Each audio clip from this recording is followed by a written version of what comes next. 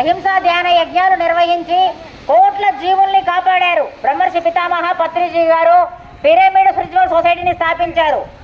ఈ సొసైటీ యొక్క ముఖ్య ఉద్దేశం ఏంటంటే ప్రపంచమంతా ధ్యానమయం, ప్రతి ఇంటా ధ్యానం, ప్రతి వ్యక్తి యోగి, ప్రతి ఇల్లు పిరమిడ్ ధ్యాన మందిరం, భూమండలం అంతా శాకాహారిగా మారాలి, భూమి జన్మ తీసుకున్న ప్రతి జీవి కాపాడబడాలి, చివరి మానవుడు బుద్ధుడు కావాలన్నదే పత్రిజీ గారి యొక్క దివ్య సంకల్పం. పిరమిడ్ మాస్టర్స్ అందరి సంకల్పం ఏంటంటే ధ్యానం చేయడం వల్ల మనకి ఆరోగ్యం బాగవుతుంది.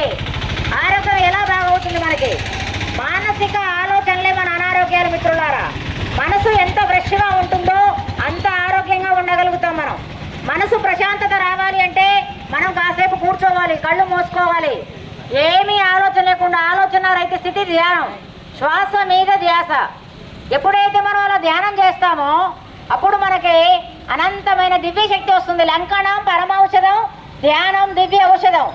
ఎప్పుడైతే దివ్య ఔషధాన్ని మన మైండ్ తీసుకుంటుందో మన మైండ్ పవర్ పెరగబడుతుంది.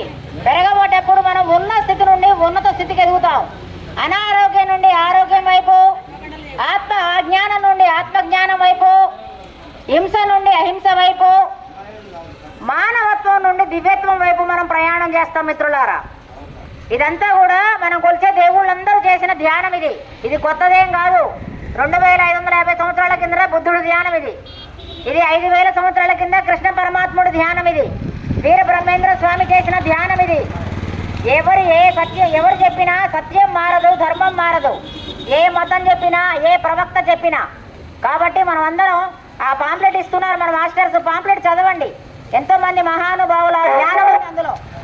కాబట్టి మీరు ఆ పాంప్లెట్ చదివి ధ్యాన సాధన చేయండి. ఆంధ్ర బ్యాంకు దగ్గర